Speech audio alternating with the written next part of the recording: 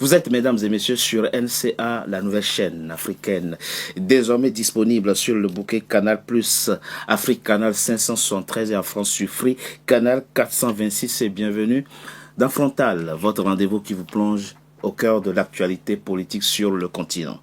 24 janvier 2022.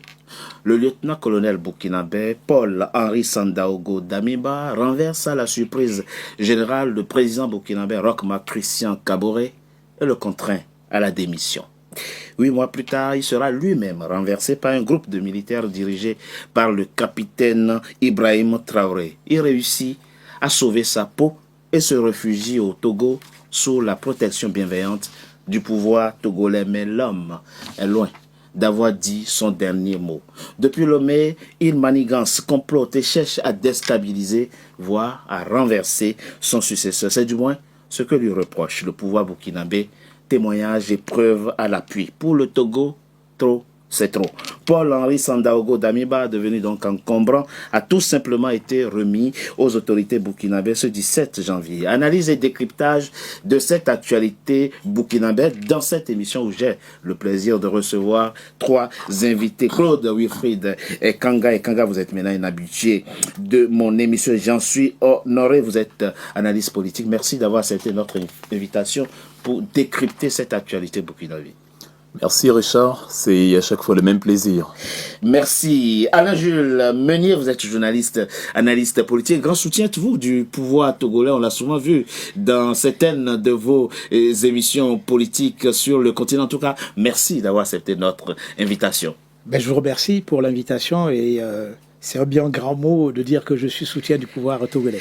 Et comme il sera question dans cette émission de droit, de justice et de décision de justice, c'est avec à juste titre que je vous ai invité. Brice Nzava, vous êtes avocat au barreau de Paris, analyse politique. Merci maître. Merci Richard, c'est un plaisir d'avoir été notre invitation. Tout est allé très vite. Ce 16 janvier 2026, Paul-Henri Sandaogo Damiba a été présenté au juge de la chambre d'instruction de la cour d'appel de Lomé qui, statuant sur la demande d'extradition envoyée par les autorités burkinabées, ont tout simplement ordonné l'extradition du lieutenant-colonel burkinabé. C'est un sujet de la rédaction NCA. L'ancien président de la transition burkinabé, Paul-Henri Sandaogo Damiba, a été renvoyé du Burkina Faso après avoir vécu en exil au Togo depuis son renversement. Son expulsion vers Ouagadougou est intervenue le 18 janvier, selon plusieurs sources concordantes. Les autorités burkinabées l'accusent d'être impliqué dans plusieurs tentatives de déstabilisation, dont un récent projet de coup d'État visant le pouvoir du capitaine Ibrahim Traoré. Le gouvernement affirme que des plans d'assassinat ciblés des responsables civils et militaires auraient été élaborés avec pour objectif principal le chef de l'État. Arrivé au pouvoir en janvier 2022, après avoir renversé Roch-Marc Christian Kaboré, Paul-Henri Damiba avait été écarté 8 mois plus tard par un nouveau coup d'État mené par Ibrahim Traoré, désormais à la tête du Burkina Faso. Brice Nzava, commençons cette émission par une question de droit, très rapidement. 16 janvier, il est présenté à Lomé, au juge de la chambre d'instruction de la cour d'appel de Lomé. Ils ont statué en même temps et ordonné son extradition. Décision judiciaire ou politique? Alors, je pense que ce sont les deux à la fois.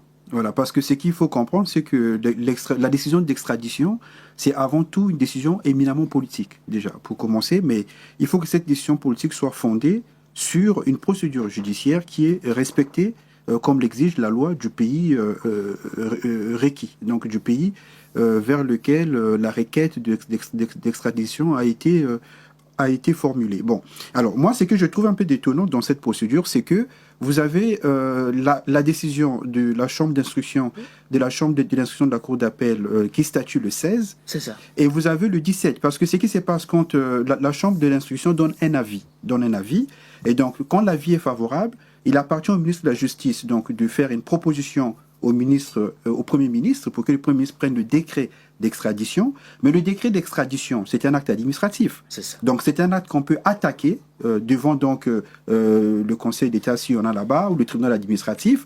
On peut l'attaquer pour excès de pouvoir. Donc, en général, le décret, quand il est pris, il y a un délai. En général, c'est un délai de 1 mois. Pour le prévenu. Pour le prévenu, éventuellement. Voilà, pour le mise en cause. Exactement, pour pouvoir former un recours. Voilà. Donc, en principe, une fois que l'avis est favorable, une fois que la décision, le décret est notifié à l'intéressé, l'intéressé doit avoir 1 mois pour former son recours. Et quand le recours est formé, en principe, le recours est suspensif. C'est-à-dire que aussi longtemps que le recours n'a pas été traité par le tribunal qui a été saisi, on ne peut pas exécuter la décision. Vous voyez? Donc moi, ce que je vois un peu dans cette procédure, c'est que ça a été fait à la va-vite. Y compris quand il y a des éléments probants qui attestent la culpabilité sans aucun doute. Ah non, mais c'est la procédure judiciaire. C'est-à-dire qu'il y a des présomptions de culpabilité, parce que la culpabilité, c'est au tribunal burkinabé de l'établir. Maintenant, quand la requête est faite, l'État requis, donc le Togo, doit, s'il y a un accord qui a été signé, d'après un accord, il existe, bien donc oui. il existe un accord, donc il y a une procédure qui est faite pour vérifier si les griefs qui sont retenus contre l'intéressé constituent bien des infractions, aussi bien pour la législation au Burkina que au Togo. Une fois que la décision est prise, donc l'avis est pris, c'est un avis, hein, comme son nom l'indique. D'accord. Voilà, donc il appartient au ministre de la Justice, ensuite au Premier ministre, de prendre le décret d'extradition. Mais quand le décret d'extradition est pris, comme je l'ai indiqué, il y a des voies de recours. Parce qu'il y a des voies de recours. Oui. Voilà, ça dit que quand vous notifiez le décret d'extradition... Quelle que soit la solidité du dossier. Absolument, parce que c'est un acte administratif. Un acte administratif, parce qu'il faut distinguer l'avis judiciaire du décret d'extradition qui est un acte administratif. Le décret d'extradition, c'est un acte administratif qui est notifié dans les règles et qui, dans la notification, prévoit des délais et des voies de recours. Donc, le délai de recours, c'est de 1 mois. Et donc, quand le recours est formé, en tout cas en France, et le Togo, son système judiciaire et administratif est un peu imité par rapport à la France, bien sûr. Quand le recours est formé, le recours suspend l'exécution du décret d'extradition jusqu'à ce que le tribunal statue. Un dernier point, c'est très important pour qu'on comprenne. Brice Nzamba, vous êtes avocat, vous. L'État qui reçoit la demande d'extradition, oui, a-t-il l'obligation d'aller vérifier si les charges retenues contre le mis en cause sont probantes ou pas? Ah non, mais non, c'est-à-dire que le rôle de l'appareil judiciaire, c'est de vérifier si les charges, parce qu'il y a 2 hypothèses, soit il y a une procédure qui est en cours, et à l'issue, dans le cadre de cette procédure, il y a un mandat d'amener qui est dicté dans le cadre de la demande d'extradition, oui, soit une procédure qui est déjà arrivée à la fin, donc il y a eu une condamnation par contumace, donc il faut qu'il vienne exécuter sa peine dans son pays. Donc selon les cas, quand il y a une demande qui est faite, si c'est une procédure qui est encore en cours, l'État requis doit vérifier que les préventions retenues contre la personne constituent bien des infractions dans le pays, au niveau du pays. Au regard de l'administration du pays d'origine. Du pays requérant. De la législation, pardon, du pays d'origine. Du pays requérant. Et aussi au regard en fait, du droit interne du pays requis, c'est-à-dire que le pays requis doit vérifier que la procédure de saisine de l'État requis est régulière et que les infractions qui lui sont reprochées sont caractérisées. Et à ce moment-là, la justice autorise, donne son avis, en disant que nous estimons que conformément à la loi, il peut être extradé. Mais la décision appartient à l'administration. C'est-à-dire que ce sont les politiques, donc l'administration, le gouvernement, l'exécutif, qui a le dernier mot. Il n'y a pas de flagrant délit dans ce genre de... Ah non, c'est l'exécutif qui a le dernier mot. Parce que vous pouvez être un pays, on peut caractériser les infractions dans le pays requérant. Oui. Mais si l'État requis estime que si on extrade, là, il risque d'avoir des atteintes à son intégrité physique, il peut y avoir des tortures, il peut être, par exemple, faire l'objet d'une exécution capitale. L'État requis peut s'opposer à l'extradition. Donc il y a des conditions... on retiendra, maître, que c'est une décision à la fois politique c'est surtout politique que judiciaire. Ouais. Ekanga, Claude Wilfried, Ekanga. Qu'est-ce que moi je fais en tant qu'État, quand je t'accorde la protection, et que toi, ce que tu trouves de mieux à faire, c'est de chercher à déstabiliser les autorités de ton pays d'origine. Moi, État, je fais comment? Je me positionne comment? Oui, évidemment, à ce moment-là, je dois interroger la qualité de mes relations avec l'État dont est originaire celui que j'ai hébergé sur mon territoire. C'est ça. Je suis absolument d'accord avec monsieur et je vais me mettre un peu plus radical dessus. En ce sens où je vais dire que c'est une décision politique qu'il a fallu habiller d'une certaine forme de juridisme. Les autorités togolaises et burkinabées ont procédé d'une certaine façon selon le prisme nécessité fait loi. On a plus ou moins convoqué la raison d'État, l'intérêt supérieur du Burkina Faso étant de manière flagrante plus ou moins menacé par justement les actions de Paul-Henri Sandaogo Damiba. Une pression a été exercée par l'État burkinabé sur le Togo pour justement récupérer leurs concitoyens. Et il était évident que M. Faure Gnassingbé n'allait pas quand même sacrifier les relations entre le Burkina Faso et le Togo pour les beaux yeux de M. Damiba. On a quand même eu, après ce fameux coup d'État manqué du 3 janvier 2026, des témoignages quand même assez accablants d'un certain nombre de personnes, parmi lesquelles des gradés de l'armée burkinabé, et pas des moindres. On a les affirmations du sergent-chef, monsieur Salfo Yalmeyogo, qui parle de la mission qui lui a été confiée, moyennant une somme de 70 millions de francs CFA. Il y a le capitaine Prosper Kouldiati qui dit qu'il a été missionné pour carrément décapiter le commandant de la base de drone de Sakonné. Et voilà, il y a monsieur, le fameux commerçant, monsieur Madi Sakandé, qui voilà, nous affirme que lui aussi, il était appelé à ce type de mission. Et donc, on se retrouve avec une sorte de patate chaude entre les mains de Faure Gnassingbé, où il n'est plus possible de son côté de dire, voilà, vous avez des éléments certes contre celui qui séjourne sur mon territoire, mais je préfère le protéger que vous l'envoyez. Et donc, à ce niveau-là, on s'est retrouvé vraiment face au mécanisme de la patate chaude. La patate devenue trop chaude pour les autorités togolaises. Elles ont, pour que ce ne soit pas trop brutal, utilisé le rideau de la couverture juridique. Et c'est ce qui a mené la Cour d'appel de Lomé à statuer sur cette affaire. La rapidité de l'exécution, qui n'est pas très conforme aux règles usuelles, comme vient de le décrire monsieur l'avocat il y a quelques instants, est la preuve par 9 que c'est une décision politique qu'on voulait afficher comme une décision de justice. Quand je préparais cette émission, il y a plusieurs analystes et personnalités d'ailleurs du continent, pour certains, ceux qui sont en exil, pour certains, disent que c'est totalement incompréhensible ce que le Togo a fait. Comment, alors que le Togo sait que le Burkina Faso vient de rétablir la peine de mort, qu'il se permet quand même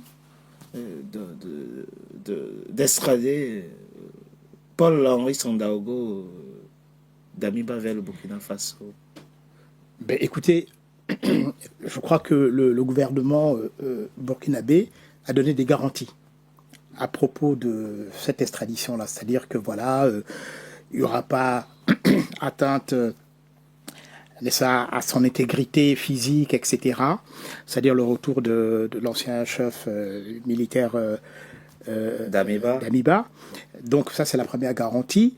Et puis, par la suite, malgré le fait que la peine de mort ait été rétablie, n'est-ce pas, au Burkina, il faut savoir que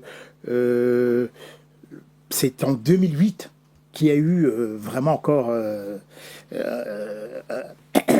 ce processus-là au Burkina Faso. Ça, il faut déjà le reconnaître. Donc, ça veut simplement dire que même si c'est là, je ne crois pas que M. Damiba, voilà, on va appliquer cette peine-là.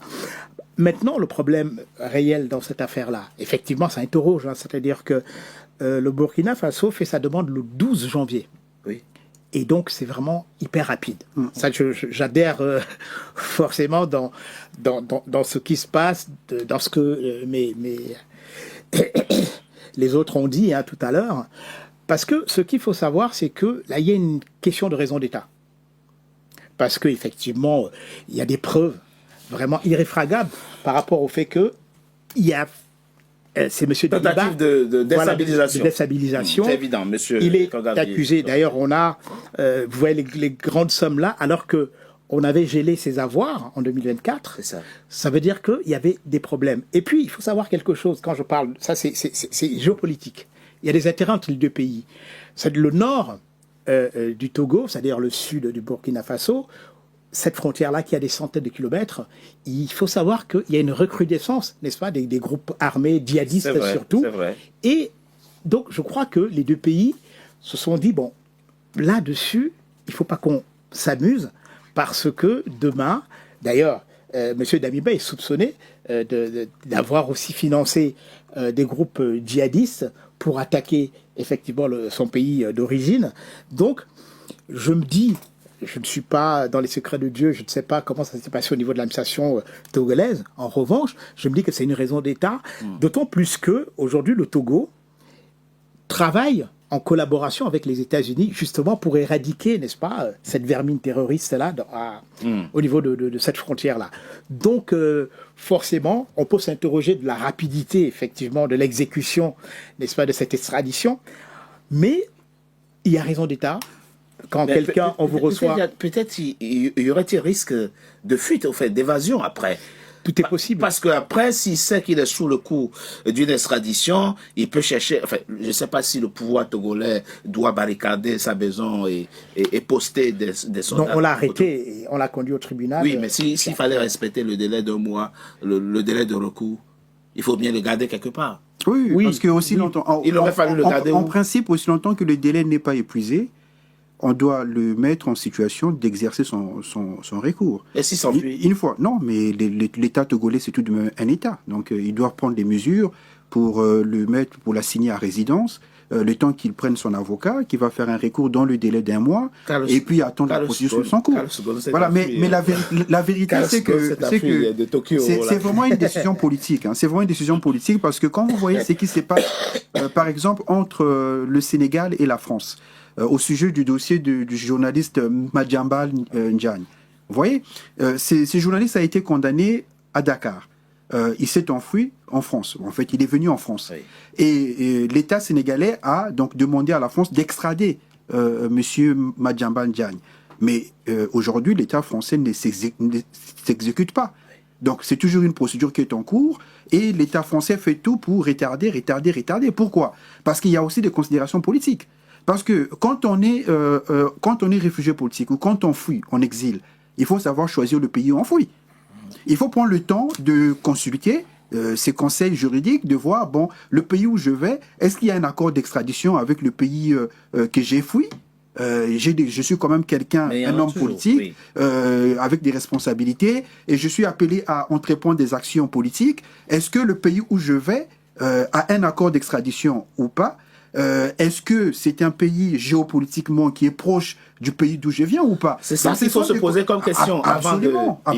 Mais surtout, le cadre n'est pas tout à fait le même. C'est-à-dire que quand bien même ça aurait été en France, s'il y avait eu comme ça des témoignages de la part d'un individu hébergé sur le territoire français comme ayant... Les Français n'auraient pas extradé. Ah non, les Français n'auraient jamais extradé M. Damiba. Et pourquoi? Non, certainement qu'ils l'auraient fait peut-être en respectant la procédure. Certainement, ça aurait pris un peu plus de temps.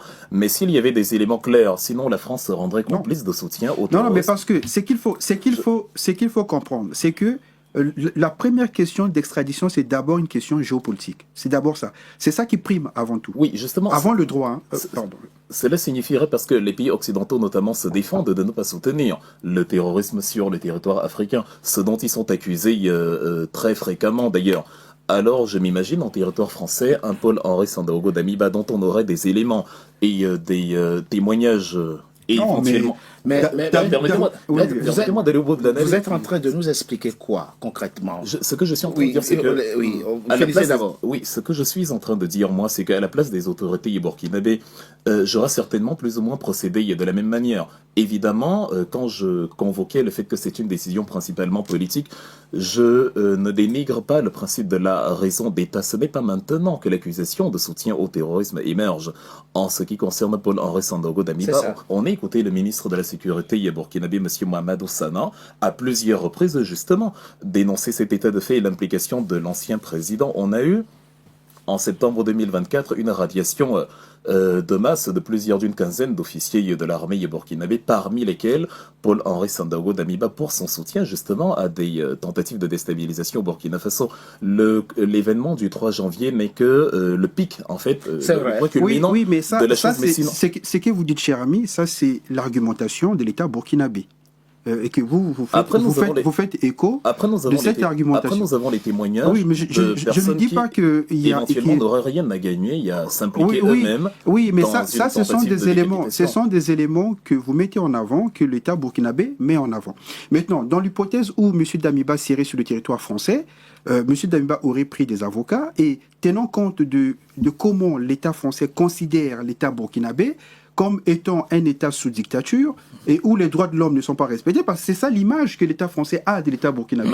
Donc moi je vois mal la justice française. Le Burkina Faso a de l'État français parce que l'État français se défend de sauter. On a eu la problématique avec les Ukrainiens. Oui, mais vous imaginez un État comme le Sénégal qui est considéré comme un État exemplaire au niveau de la démocratie et que l'État français a du mal à extrader un journaliste. Vous imaginez Pierre de c'est une question importante, mais pas le même. On marque une petite pause. On se retrouve dans quelques instants pour la deuxième partie de notre émission pour poursuivre justement cette réflexion-là. À tout de suite.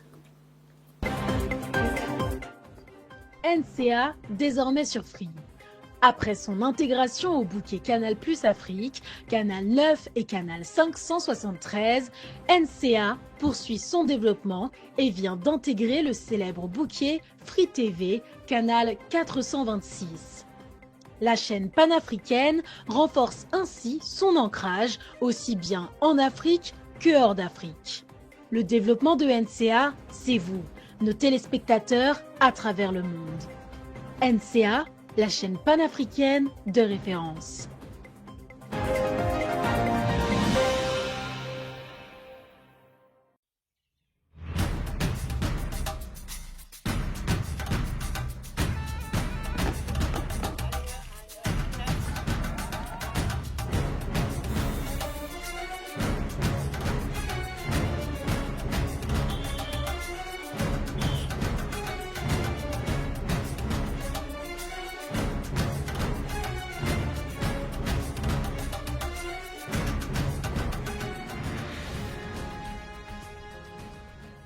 NCA, la nouvelle chaîne africaine. NCA, the New African Channel. Deuxième partie de Frontal, votre rendez-vous politique dans le numéro de ce jour est consacré à l'extradition de l'ancien président burkinabé Paul-Henri Sandaogo Damiba du Togo vers le Burkina Faso, son pays d'origine, qui le réclamait très rapidement. Alain Jules Meunier, maître l'a dit, Paul Wilfried Ekanga aussi. C'est une question finalement géopolitique et politique d'abord. La question c'est, quels sont les éléments qui fondent les États à extrader ou à ne pas extrader? On se souvient, le Burkina Faso avait réclamé François Compaoré, le grand frère de l'ancien président Compaoré. La France a dit niet. De l'autre côté, le Burkina Faso a réclamé Blaise Compaoré, qui est réfugié en Côte d'Ivoire. Le Burkina Faso a dit pas question. Bon, évidemment, avec l'argument tant qu'il est devenu ivoirien et que la Côte d'Ivoire ne peut extrader un ressortissant. Des cas comme ça, on se situe. C'est quoi les véritables éléments d'appréciation? Simplement les rapports entre États. C'est aussi simple que ça. C'est-à-dire que, par exemple, si le président français a des accointances avec le président burkinabé, c'est-à-dire s'ils s'entendent, et puis il y a les intérêts des deux États. À partir de ce moment-là, si d'aventure, par exemple, Damiba était réfugié en France, il allait bénéficier de la protection de l'OFPRA. Par conséquent, c'est bien cadré, c'est-à-dire que on a des obligations. Le Burkina Faso, la France, c'est pas... Oui, voilà, on a des obligations, on a des droits, mais aussi on a des devoirs. Il faut le mentionner. Or, effectivement, par rapport à tout ce qui a été dit, n'est-ce pas, la façon dont il était réfugié au Togo, en commettant vraiment des exactions contre son propre pays, ça devient très difficile. Peut-être que s'il venait en France, puisque bon, on sait que c'est déjà en France, on parle de junte burkinabé, etc. Peut-être qu'on n'allait pas l'extrader simplement parce que on est se dire que bon, par rapport à son intégrité physique, il y aura un problème, etc., etc. Donc voilà, ça dépend essentiellement des rapports que les pays ont entre eux. C'est sans doute par rapport à ce principe que Solo Guillaume est tranquille au sein de l'AES. Oui, parce qu'il sait mais parce que il est sous le coup d'une condamnation d'un mandat d'arrêt international. Il est tranquille. Oui, mais parce que je me répète, c'est-à-dire que quand on est un dirigeant politique qui part en exil, c'est hyper stratégique de choisir le pays où on va. Il faut voir quels sont les liens qui lient le pays d'où on vient avec le pays où on va. Parce que si les liens géopolitiques sont très forts, les intérêts sont entremêlés, on peut vous sacrifier sur l'autel des intérêts communs des deux États. C'est ça. Mais si c'est un pays, parce qu'il faut choisir, quand on quitte un pays, il faut aller vers un pays qui est hostile ou qui a des intérêts contradictoire avec le pays d'où on vient. Comme ça, on est sûr qu'on est protégé. Et surtout quand on a des ambitions de déstabiliser le pays d'où on vient. Et Kanga, c'est sans doute pour ça que Pascal Tigri, le Béninois, est tranquille à Niamey. Éventuellement, maintenant pour... Parce qu'il sait qu'il n'y a aucune chance que le général Tiani le livre au président Talon. Il est clair que le général Tiani ne le fera pas. Le dilemme dans lequel se trouvent les pays européens, comme la France notamment, c'est que, et c'est un élément géopolitique important également, le narratif. Le soft power de paraître un État de droit, un État de démocratie et un État qui ne soutient pas les mouvements terroristes ailleurs dans le monde. Il y a un narratif qui a fait énormément de mal à la France ces dernières années et qui a d'ailleurs conduit au recul flagrant de l'influence française en Afrique. C'est le fait que la France est désignée comme un État qui soutient les mouvements terroristes en Afrique. Ce qui aurait conduit Emmanuel Macron, dans ce cas de figure, dans une difficulté assez immense. Parce que, évidemment, pour les animosités politiques qu'il y a entre l'administration Macron et l'administration Traoré, sur le papier, évidemment, il aurait été hors de question pour la France de livrer M. Henri Sandaogo Damiba. Mais maintenant, pour se débarrasser de cette impression, pour ne pas porter justement de manière continuelle ce chapeau d'être un État qui, en dépit des preuves flagrantes, parce que évidemment, on peut dire dans le cas François Compaoré et dans plusieurs autres cas, on peut extrapoler en disant les régimes veulent neutraliser leurs opposants politiques, mais là, on a quand même des aveux avec des détails de plusieurs personnalités du corps militaire burkinabé qui fournissent des éléments assez clairs. C'est pas des récits tronqués, c'est pas des... Non, quand monsieur Madi Sakandé dit qu'il a été missionné pour trancher la tête, mais c'est-à-dire le détail il est assez fort, il n'y a personne qui se lève et qui dit j'avais pour mission de décapiter le commandant de la base de drones, c'est-à-dire ces éléments conduisent, ces éléments corsent l'affaire de manière à ce que, quand bien même évidemment, parce qu'il y a eu des arrangements, il y a eu des garanties fournies par l'État burkinabé sur le fait que la peine capitale ne serait pas appliquée. Et je peux le dire à 100% ici qu'il ne sera pas... De toute façon, garantie ou pas garantie, le Togo ne l'aurait pas gardé de toute façon. C'est ça. Mais la peine capitale ne sera pas appliquée. Mais ça, c'est un point que la France n'aurait pas fait. Vous voyez, parce que on peut considérer que les préventions sont objectives, puisqu'il y a des témoignages comme c'est évoqué.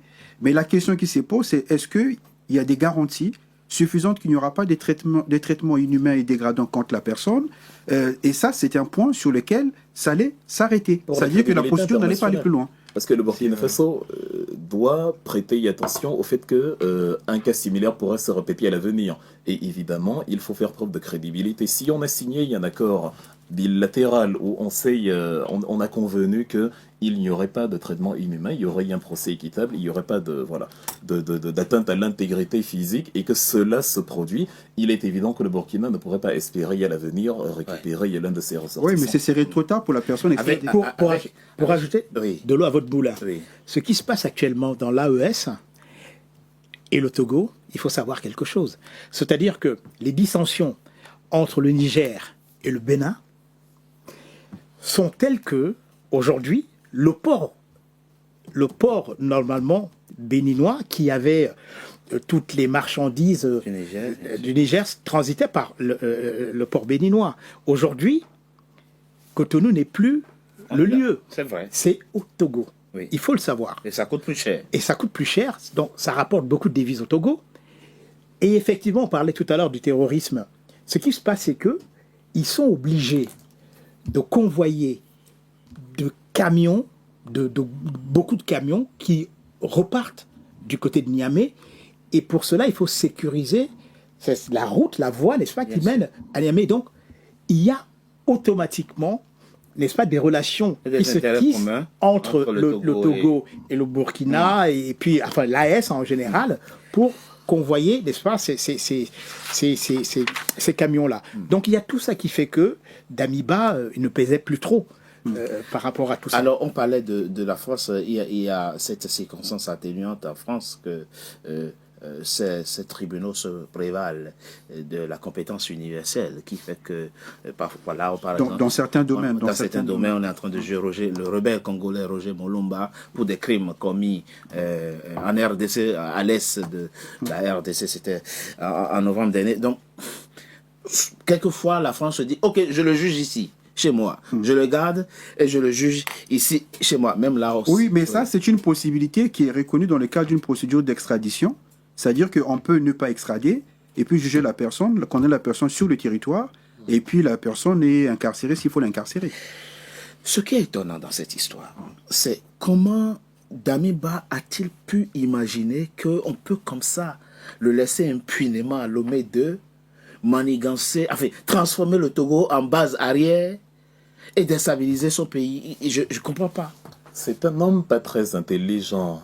Mais ça, on peut le dire à haute voix. Oui, c'est peut-être grave de l'affirmer comme ça, mais c'est un homme pas très intelligent et on l'a vu pendant sa présidence, pendant les 8 mois de sa présidence à la tête du Burkina Faso. Il n'a pas impressionné par sa vision, justement, et donc il s'est imaginé, parce que ce n'aurait pas été une première, il s'est imaginé que ça pourrait réussir. Il y a eu plusieurs coups d'État en Afrique, et même si on prend seulement le Burkina Faso, il y en a eu plusieurs depuis Saïd Zerbo, depuis Boros Kameyogo, Aboubacar Sangoulé, Saïd Zerbo, Jean-Baptiste Ouedraogo, Thomas Sankara.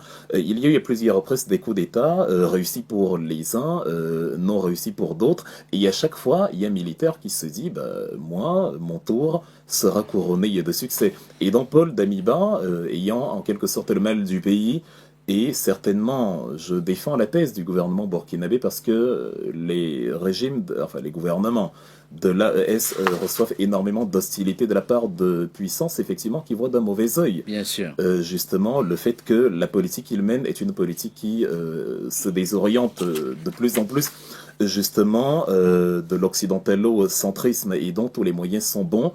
Je voulais tout à l'heure évoquer le cas des Ukrainiens qui, pour la situation au Mali, avaient reconnu à travers leur service de renseignement être impliqués justement dans la fameuse attaque qui avait causé près d'une centaine de morts, soldats paramilitaires et soldats de l'armée malienne cumulés. Et pour revenir à l'importance géopolitique, ça avait causé énormément de problèmes pour le gouvernement sénégalais parce que ayant été incapable, par exemple, d'expulser l'ambassadeur ukrainien sur le territoire qui s'était réjoui de cette attaque. Alors, M. Damiba, justement, se dit, moi, je vais y arriver, je vais réussir mon coup d'État. Vous savez, le coup d'État, c'est un élément neutre, c'est comme un couteau de cuisine. Quand ça échoue, vous êtes le pestiféré de service et vous finissez éventuellement vos jours en prison. Quand ça réussit, vous devenez en quelque sorte le libérateur, et puisque c'est vous qui écrivez l'histoire à partir de ce moment-là. Et donc Damiba s'est vu confronté face à un choix. Je reste éternellement hors de mon pays comme un ennemi de la nation, ou alors je joue mon veto avec la possibilité non seulement de revenir dans le pays, mais de retrouver le pouvoir que j'ai perdu. Une manœuvre évidemment pas très intelligente le mène dans la situation dans laquelle il c'est le lieu de le dire. Je ne suis pas formateur en coup d'État, mais depuis quand un instigateur de coup d'État prend son téléphone et appelle directement dans le pays, dit va voir telle personne, il va te remettre tel colis, et mais je vais dire il doit s'imaginer qu'il au moins se écoute à Lomé quand même. Oui, mais en fait, moi je pense qu'il faut aussi comprendre qu'au moment où Damiba était allé au Togo, à mon avis, il avait des garanties, d'une part de sécurité, et puis des garanties d'avoir une marge de manœuvre à Lomé. Je pense que quand c'était parti, je pense, parce que sinon il n'aurait pas fait ses choix. Parce qu'il faut approfondir, et c'est dire que d'où M. Damiba trouvait-il ces millions, puisque Et il faut beaucoup d'argent pour faire un coup d'État. Bon, il a été président 8 mois. Il faut qu'on 8 mois, en 8 mois. En Afrique, et puis 8 mois, oui, 8 mois au pouvoir, et puis le temps qu'il a passé. Pour devenir milliardaire. Oui, mais le temps qu'il a passé au Togo. Excusez-moi. Et la liberté un peu de cette marge de manœuvre, de passer des coups de fil, parce qu'à mon avis, c'est pas la première tentative de coup d'État. Non, c'était pas la. C'est pas la première tentative. Donc, les premières tentatives, il n'y a pas eu de difficultés avec le Lomé. Il n'y a pas eu, vous voyez. Donc, moi, je pense qu'à un moment donné, il faut interroger l'orientation géopolitique du Togo. Oui. Voilà, je pense que le nœud du problème est à ce niveau. C'est-à-dire que le Togo est en train de réaliser un repositionnement géopolitique dans la sous-région, et le Togo veut s'aligner, je dirais, géopolitiquement avec les pays de l'AES, et ce sont des gages que le Togo montre pour dire que, écoutez, géopolitiquement, on est en cohérence. Voilà, donc c'est ça. Donc si le Togo était encore je vais dire, dans un positionnement classique, traditionnel, je ne pense pas que Damiba serait au Burkina. En ce moment, oui. Et effectivement, je souscris grandement à cette thèse, d'autant plus que le ministre des Affaires étrangères togolais, il y avait environ un an, justement, ouvert la brèche, Monsieur Robert Toussé avait ouvert la brèche sur une adhésion éventuelle prochaine du Togo à l'Alliance des États du Sahel, ce qui fournirait une ouverture sur l'Atlantique à ces trois pays enclavés par de malheureuses circonstances géographiques indépendantes de leur volonté. Et on observe effectivement un Faure Gnassingbé qui, aussi à sa façon, aimerait bien adoucir le narratif à son égard, redorer son blason en quelque sorte, parce qu'il est fortement critiqué de se présenter comme un dirigeant démocrate qui a finalement respecté la Constitution et y est parti à abandonner le pouvoir. Mais on a bien vu la manœuvre, la réforme constitutionnelle de 2024. Monsieur Jean-Lucien Savy de Tové, 86 ans, n'est évidemment que l'homme de paille que nous avons dans ce type de gouvernement où le véritable tenant du pouvoir, c'est le président du Conseil. Et donc, avec cette identité-là d'empereur, fils d'empereur, Faure Gnassingbé essaye justement de nourrir un narratif différent en se positionnant comme médiateur entre les États de l'AES et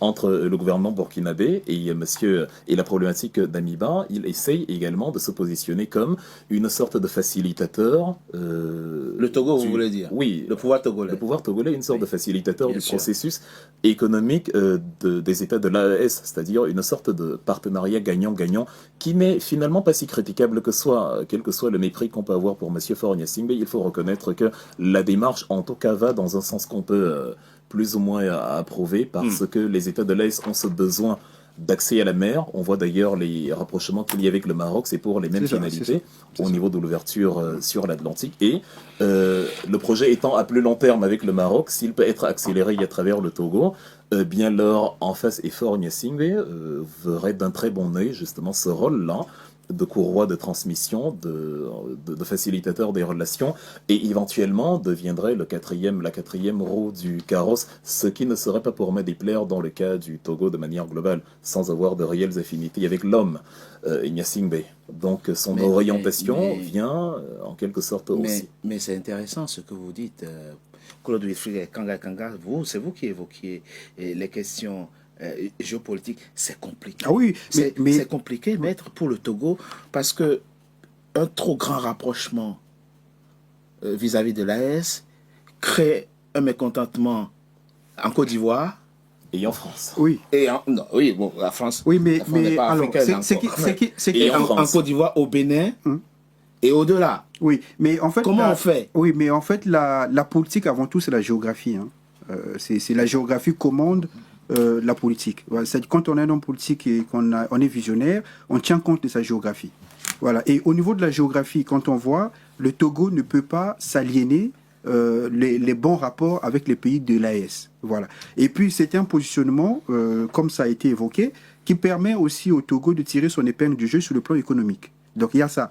Il y a l'aspect économique qui est intéressant. L'aspect politique, pourquoi? Parce qu'au niveau de la jeunesse africaine, les pays de l'AES sont considérés comme étant une forme d'espoir, une forme des pays qui incarnent un peu la lutte contre le néocolonialisme. C'est ça, donc pour le Togo, pour Faure Gnassingbé qui a besoin d'une certaine légitimité, le fait de s'aligner envers ces pays, ça lui permet de faire oublier le dictateur qu'il est sur le plan local, et puis ça lui donne un peu, en fait, le dictateur. Il faut dire qu'il n'est pas les modalités avec lesquelles il a pu se faire sa nouvelle constitution, etc., sont discutables.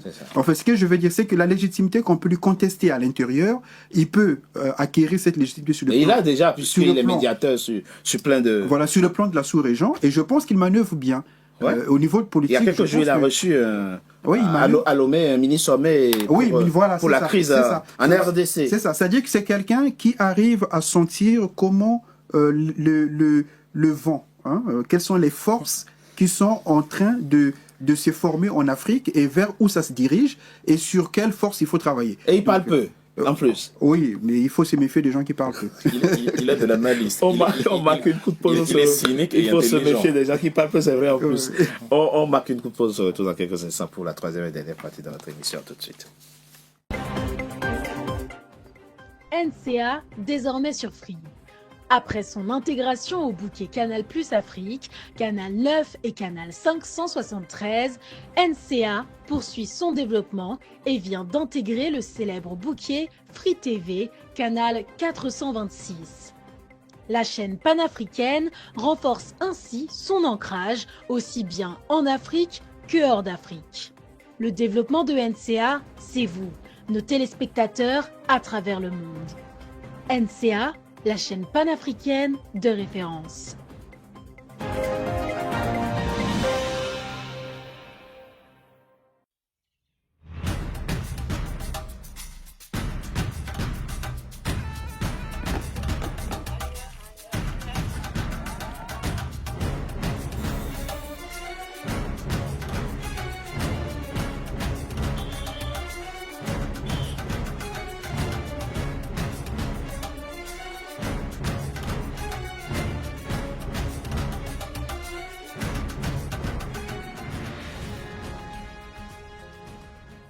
NCA, la nouvelle chaîne africaine. NCA, the New African Channel.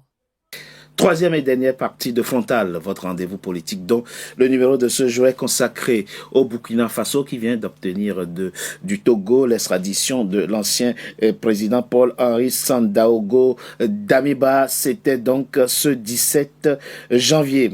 Très rapidement, une dernière question de droit avant qu'on ne finisse cette émission. Brice Mzamba, la procédure ne prend pas en compte la question du coup d'État. Il y a plusieurs autres incriminations. Enrichissement illicite criminel. Bon, déjà, enrichissement illicite, si on ajoute encore criminel, bon, ça, comme on dit dans le jargon policier, ça sent le camembert. Il y a des enrichissements illicites qui sont de l'ordre du délit. D'accord. Et de l'ordre du crime. Donc, là, non, je veux dire ce dont on l'accuse, quoi. Ce n'est pas simple. Détournement criminel de deniers publics. C'est ça. Détournement criminel de deniers publics, corruption, incitation à la commission de délits et crimes, recel aggravé et blanchiment de capitaux. Le mec, il s'en sortira pas. Non, il s'en sortira pas. Mais le but est qu'il ne s'en sorte pas. C'est ça, c'est des manœuvres politiques, Monsieur Togbé. Là, on est en pleine manœuvre politique. C'est-à-dire que pour le président burkinabé, il s'agit de pouvoir verrouiller une source de déstabilisation. Donc, il sera au Burkina, il va être contrôlé, on saura, il va être incarcéré, donc il ne pourra plus émettre des ordres. Voilà, donc c'est déjà au moins quelqu'un qu'on connaissait objectivement comme étant une source de déstabilisation qui est verrouillé. Bon, comme je le disais en off, la question c'est est-ce qu'il va y avoir d'autres candidats au coup d'État? Donc là encore, c'est un autre travail à faire. Mais en tout cas, pour l'ex-président Damiba, c'est sous contrôle. Aussi longtemps que le président Ibrahim Traoré est au pouvoir, lui, il peut oublier la liberté. Et il peut oublier. Ça, c'est certain. Comme ça, les choses sont claires. Oui. Alain Jules, Meunier, maître vient de le dire, c'est toujours ça la question, l'histoire des coups d'État. Quand on ne te tue pas, tu veux toujours revenir. Et tu en veux à celui qui t'a chassé du pouvoir. Et lui aussi, alors qu'il t'a fait un coup d'État, il n'accepte pas que quelqu'un d'autre vienne lui faire un coup d'État.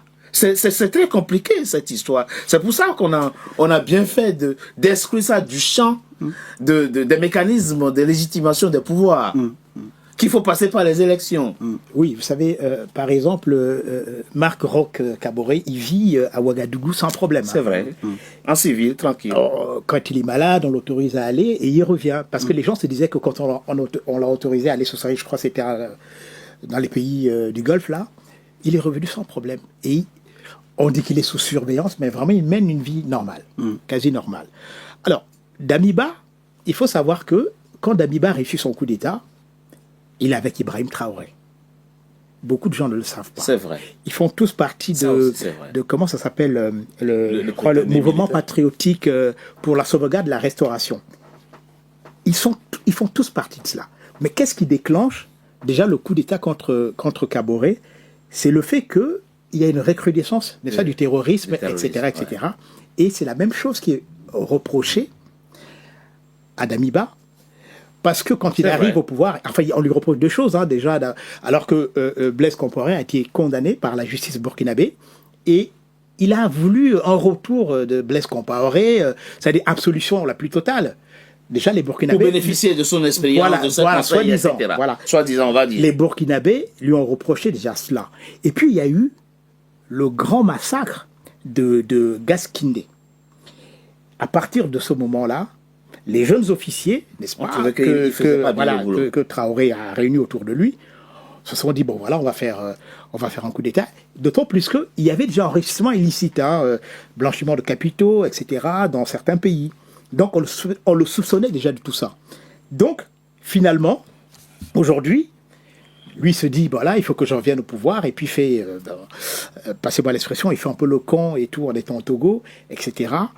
Et aujourd'hui, il est vraiment coincé, comme le disait tout à l'heure Maître. C'est-à-dire qu'il ne pourra pas s'en sortir. Et maintenant, il faut aussi comprendre que, bon, c'est aussi éminemment politique, c'est-à-dire le président Traoré veut sécuriser sa présidence, et puis il faut quand même ajouter aussi que quand on fait un coup d'État, on a peur d'un coup d'État. Ça, c'est clair. Donc maintenant, il sécurise, n'est-ce pas, son entourage, son pouvoir, etc. Et donc, il ne fera de cadeau à personne. Et donc, finalement, à la fin, qu'est-ce qui va se passer ? Ce qui va se passer, c'est que, bon, il faut vraiment être zélé aujourd'hui pour dire qu'on va encore faire un coup d'État avec ce qui arrive à monsieur Kaboré, monsieur Damiba. Est-ce que c'était pas naïf de sa part de penser qu'il pouvait rester à Lomé, envoyer 70 millions et renverser son successeur, et on l'appelle, on l'attend, il prend son avion, il vient à Lomé, il vient à Ouaga et puis on lui donne le pouvoir. Les coups d'État ont ceci d'insolite. C'est ça. Qu'ils ne sont pas homogènes. On avait à peine une dizaine d'hommes lorsque le roi Idriss Ier a été renversé en septembre 69 par Kadhafi, qui n'avait pas 30 ans. Donc il arrive souvent qu'avec peu de moyens, on réalise des prouesses, entre guillemets, que certains, avec beaucoup plus de moyens, parviennent à réaliser. Sandaogo, oui, il a eu cette naïveté-là. Pour le coup, ça manque d'intelligence, parce que dans le cas du Burkina Faso, il est évident que niveau vigilance, le Burkina Faso, l'administration Traoré est en alerte maximale. On n'avait par exemple pas des VDP en Libye en 1969. On est d'accord. Aujourd'hui, même les citoyens, un peu comme au Venezuela, sont responsabilisés pour défendre le territoire, et avec l'assentiment populaire dont jouit le gouvernement Traoré, il est évident que c'est beaucoup plus compliqué. Alors comment s'imaginer que monsieur Damiba ait pensé que ce serait possible? On le redit encore, il n'est pas très intelligent. Monsieur Traoré est conscient de l'analyse que nous venons de faire aujourd'hui, c'est-à-dire qui fait un coup d'État craint un coup d'État. D'ailleurs, même celui qui ne fait pas de coup d'État craint un coup d'État. Vladimir Poutine est arrivé au pouvoir en Russie plus ou moins de manière électorale. Ça ne l'a pas empêché de garder à l'œil, pour ne pas dire autre chose. On est totalement d'accord. Yevgeny Prigojine, Alexei Navalny, Sergei Skripal et autres. Et donc, de la même manière qu'on avait eu au Venezuela, monsieur Hugo Chavez qui a mené un coup d'État en 92 qui n'avait pas fonctionné, le gouvernement a fait l'erreur de le libérer sous Rafael Caldera. Il est finalement revenu, enfin, peut-être pas par un coup d'État en soi, mais il a mené une sorte de révolution, quoique électorale, une révolution politique quand même, qu'il a ramené au pouvoir en 99. En fait, de manière générale, effectivement, ceux qui mènent un coup d'État et qui ne sont pas neutralisés vont mener un coup d'État à nouveau. Et un homme averti en valant d'eux, Ibrahim Traoré n'a aucune envie d'avoir encore dans les pattes quelqu'un libre de ses mouvements, qui ne cache pas son désir de se débarrasser de lui. Donc la probabilité est de 100% que Sandaogo Damiba ne sortira pas de prison tant que le régime Traoré sera en poste. Ce qui ne veut pas dire que Ibrahim Traoré est hors de danger. Les métastases d'Amiba vont émerger et la vigilance que nous avons observée qui a conduit à la neutralisation de l'ex-président doit rester la même. Car même par naïveté, il y aura des gens qui vont tenter des essais encore plus incongrus et invraisemblables. Et il a essayé de justifier, le président Ibrahim Traoré, c'est à l'occasion de sa dernière adresse à la nation en décembre dernier qu'il a la situation sous contrôle, la situation sécuritaire sous contrôle, et que la lutte contre le terrorisme se poursuit avec le dévouement des forces armées burkinabé. C'est une façon de rassurer l'opinion quant à la possibilité que quelqu'un d'autre n'utilise les mêmes arguments que lui. Ah oui, mais vous avez tout dit, Richard, parce que, comme ça a été dit, la raison principale pour laquelle le coup d'État a été fait contre Damiba, d'abord contre Roch Kaboré, ensuite contre Damiba, c'est précisément une sorte d'impuissance face aux terroristes. Voilà. Maintenant, si l'opinion nationale continue à constater que la lutte contre le terrorisme, en fait, ça n'avance pas, et que les terroristes sont toujours aussi puissants, aussi agressifs, causant des conséquences toujours aussi énormes. Donc, les mêmes slogans qu'on a utilisés contre les autres, on peut les utiliser à nouveau contre Ibrahim Traoré lui-même. Donc, du coup, il faut faire un travail sur l'opinion. Donc, il faut convaincre l'opinion que la lutte est efficace. La lutte est efficace. Donc, de temps en temps, il faut montrer en fait, les preuves des défaites des terroristes et puis montrer que l'armée monte en puissance de temps en temps. Donc, il faut des actions, de la médiatisation sur ces terrains-là. Et puis montrer aussi que, bon, si on a un peu de difficultés, c'est aussi parce que on a en face de nous des ennemis extérieurs. Donc l'ennemi extérieur, c'est un peu la France. Donc montrer que on est un petit pays qui en fait est déstabilisé par un grand pays. Donc c'est ce grand pays-là qui est derrière tout ça. Donc il faut à la fois mobiliser l'opinion nationale contre l'ennemi intérieur qui sont les terroristes pour montrer qu'on travaille, mais aussi contre l'ennemi extérieur qui est la France pour souder les Burkinabés derrière lui. Et puis aussi essayer de dissuader des potentiels candidats au coup d'État. Au coup d'État. Voilà. Donc c'est ça. Mais il ne faut pas oublier que Machiavel, dans Le Prince, il disait déjà qu'il est de règle générale que les gouvernants sont défaits par les mêmes moyens qui les amènent au pouvoir. C'est ça. Voilà. C'est un principe qui est quasiment général. Vous voyez, parce qu'on ne va pas s'y répéter. C'est pour ça qu'ils sont très précautionneux et ils font très attention. Bien sûr. Alors, ce qui est, allez, je vais dire, ce qui est frappant chez le président burkinabé, c'est qu'il a su avoir l'intelligence, malgré son jeune âge, mais Maître l'a évoqué un peu, mélanger souverainisme, nationalisme au discours contre l'impérialisme et sur fond de panafricanisme, ce qui fait que même aux États-Unis, on manifeste pour le soutenir. Vous l'avez vu, on a vu des foules immenses l'année dernière et en soutien lorsque comment il s'appelle, ce général américain avait fait une déclaration. Avait fait une déclaration comme quoi il s'accaparait tout l'or du Burkina Faso, qu'il était corrompu jusqu'aux os. Mais on a vu des manifestants à travers le monde pour soutenir ce... Oui, mais ça, c'est le soft power d'Ibrahim Traoré. Parce que moi, quand même, quand je fais des tours sur les réseaux, je vois qu'il a un grand soft power. Il y a beaucoup des vidéos à sa gloire, sur son combat. Il apparaît comme quelqu'un qui est très soucieux de la situation des Burkinabés, qui aime son pays, qui pose des actes, etc. Mais bon, ça, c'est un travail de... Ça vient d'où? Ça vient d'où? Bon, il a une équipe. Il a une équipe derrière lui. Et puis, en fait... Il a un peu l'avantage de la jeunesse qui est un peu le dynamisme. C'est ça. Il est bien entouré puisqu'il a une équipe avec lui. Il communique bien. Au niveau de la communication, il est très bien. Mais c'est pas pas calculé, maître. On sent que il parle naturellement au fond. Bon, en fait. Oui, mais il est vrai. Mais c'est un être vrai. En politique, il faut être vrai en toutes circonstances, même quand on n'est pas vrai. Ah, ok. Voilà. C'est très clair. Ça, le message. C'est quelqu'un de vrai, qui est vraiment naturel.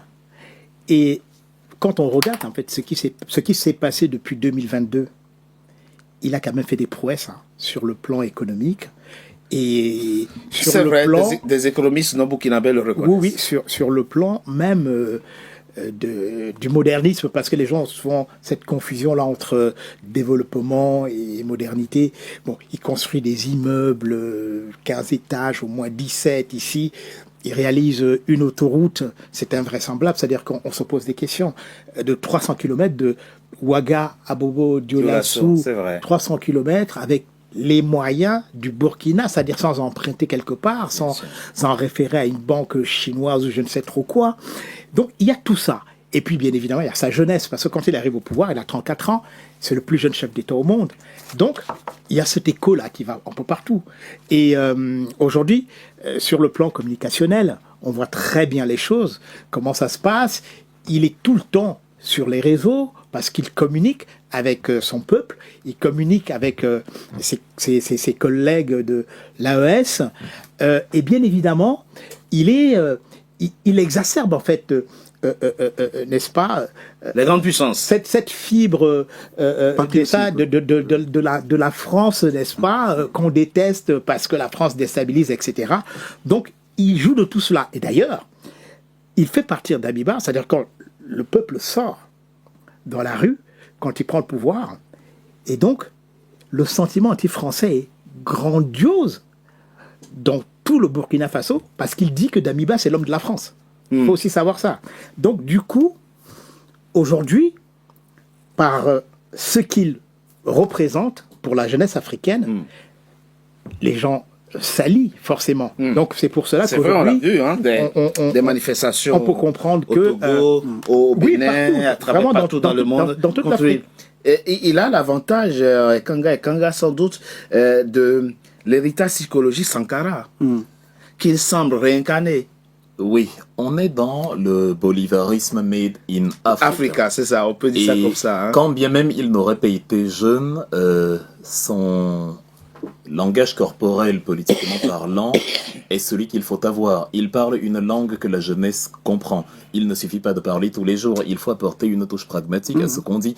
On a eu beaucoup de jeunes dirigeants en Afrique qui n'ont pas brillé par leur efficacité communicationnelle ou par leur dextérité du point de vue de la projection géopolitique. On a eu des Ali Bongo Ondimba, des Paul Biya, des Faure Gnassingbé qui, lors de la prise du pouvoir, n'étaient pas si adoubé que cela. L'assentiment populaire dont je parlais tout à l'heure, c'est exactement de ce qu'il est question. Lorsque le président du Ghana, monsieur John Dramani Mahama, a été élu, il a posé la question à Ibrahim Traoré, c'est moi qu'on a élu ou c'est toi? Parce que Ibrahim Traoré s'est déplacé au Ghana. C'est d'ailleurs le seul pays africain hors C'est vrai, on a vu les images. où il a posé le pied depuis qu'il est au pouvoir. Et donc, cela a témoigné de la forte adhésion dont il bénéficie de la part de la Quand il a fait son entrée sur le stade, oui, tout le monde s'est tout le monde l'a ovationné. Oui, et le président ghanéen, justement, était très, enfin, pas surpris, mais il était très, il était un peu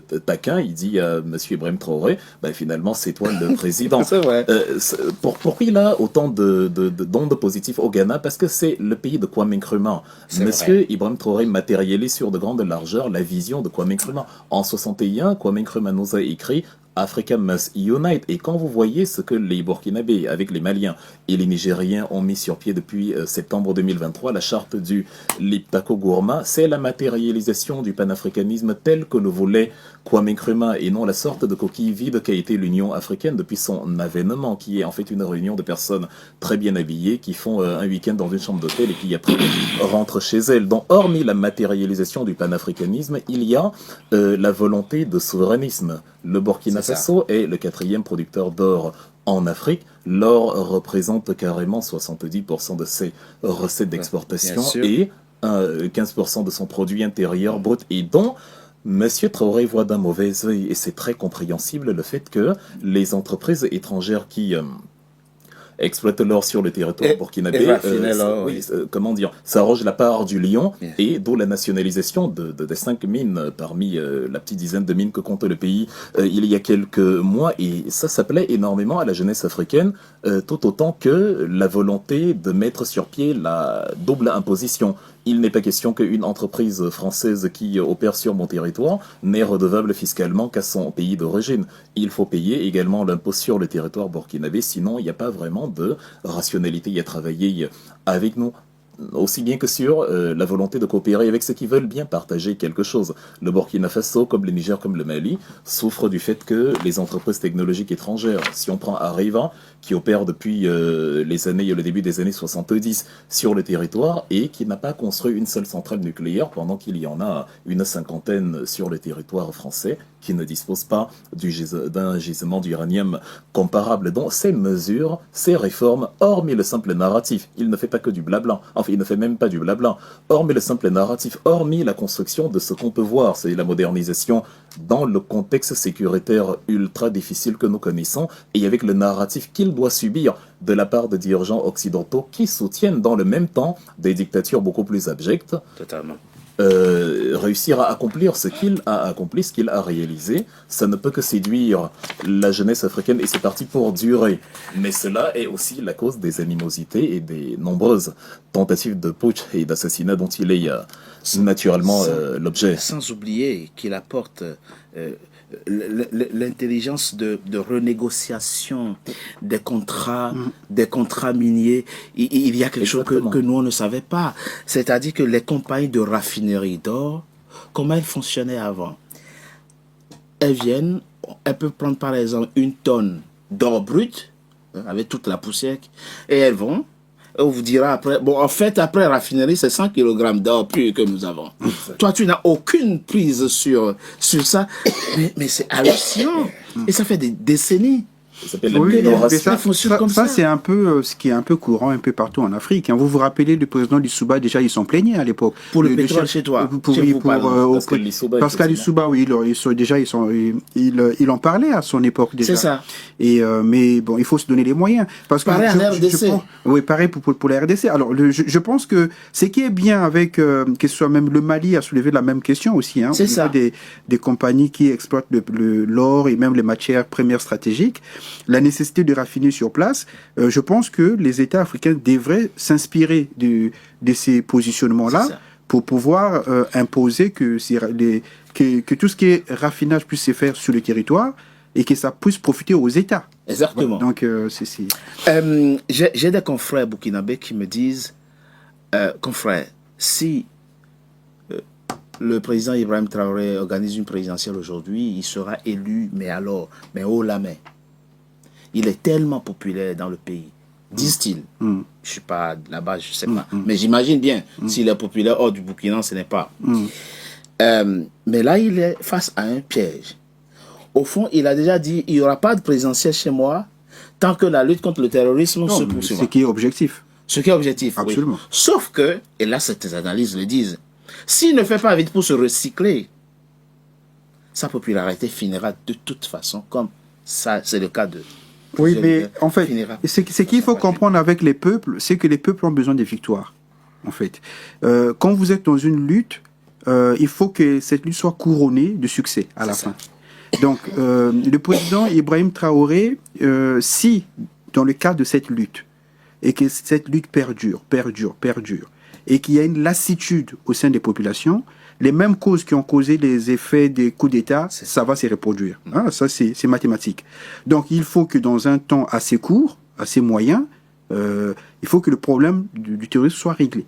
Voilà. Donc ça, parce que les peuples, après, ils se lassent. C'est ça. Ils se lassent. Donc, je pense que il faut travailler de sorte que dans le cadre de l'AES, qui mettent en place des moyens avec leurs alliés stratégiques pour pouvoir en finir avec cette affaire du terrorisme. Merci. Et votre dernier mot, votre mot de la fin, très rapidement. Écoutez, ce qu'on peut dire, c'est que voilà, effectivement, il faut comprendre aujourd'hui les enjeux géopolitiques, notamment en Afrique, et faire en sorte que l'Afrique puisse s'industrialiser pour qu'on ne soit plus vraiment à la merci, n'est-ce pas, des grands pays, des multinationales qui sont juste là pour la prédation. Et bien évidemment, il faut que nos compatriotes africains, parce que je suis africain, moi je me considère comme africain, arrêtent de penser à eux-mêmes et pensent vraiment à l'Afrique. Il évoquait tout à l'heure Nkrumah. Il y a eu Boganda au départ, parce que beaucoup de gens ne savent pas qu'au côté francophone, il y a eu Boganda en Centrafrique qui voulait vraiment la réunification de toute l'Afrique, etc. Sinon, nous sommes perdus. Des gens, on voit comment Trump mène le monde, n'est-ce pas, tous ces désirs, il arrive à les réaliser. Donc, il faut vraiment que les Africains se réhabilitent, prennent conscience de leurs capacités et surtout de leurs valeurs. Les Africains sont valeureux. Et donc, par conséquent, si on ne le fait pas, on va tomber. Hein. Ça, c'est clair. Je me souviens, en 2011, j'étais à Addis Abeba, au siège de l'Union africaine, quand on attaquait la Libye et on assassinait Kadhafi. Je vous jure qu'il y avait des Africains qui étaient dans l'indifférence totale. Oui, il faut. Et quand je dis africain, je parle de leader africain. Il faut souligner que l'Afrique du Sud, le Gabon et le Nigeria sont allés voter aux Nations Unies pour l'intervention. Moi, j'ai nommé personne, je n'ai pas nommé. J'évoque un fait historique sur la résolution 1973. Il y a 3 pays africains qui ont estimé qu'il fallait intervenir sur le territoire d'un autre pays africain. Pourtant, Muammar Kadhafi s'était insurgé contre Idriss Ier parce que précisément, il avait utilisé la Libye comme base, comme tremplin pour aller bombarder une civilisation arabe, notamment la Palestine. Alors, le mot de la fin, ce que je veux dire, c'est que les Africains doivent retenir que nous sommes un continent très convoité. Le djihadisme, les guerres de religion, les guerres tribales ou que sais-je, prospèrent très rarement dans des territoires dépourvus de ressources comme par hasard. Parce que donc, de la même manière que Karl Marx estimait que l'histoire de toute société n'est qu'une histoire de lutte de classe, l'histoire de tout djihadisme, de toute guerre de religion n'est qu'une histoire de pétrole, de manganèse, d'or et de ressources naturelles. Donc, Monsieur Damiba a tenté un coup d'État, mais l'État du Burkina a frappé un grand coup. Merci. Merci Claude Wilfried Kanga, analyste politique. Merci d'avoir participé à cet échange. Brice Nzaba, vous êtes avocat au barreau de Paris, analyste politique. Merci pour cet échange. Alain Jules Meunier, journaliste, analyste politique. Merci à vous également pour vos éclairages qui ont permis de bien comprendre cette problématique. C'est la fin, mesdames et messieurs, de Frontal, votre rendez-vous politique dont le numéro de ce jour, vous l'avez vu, a été consacré au Burkina Faso, à son président Ibrahim Traoré, à sa gouvernance. Merci d'avoir été nombreux en notre compagnie. Restez fidèles à nos programmes. À très bientôt pour un nouveau numéro de Frontal. Merci à vous. Merci.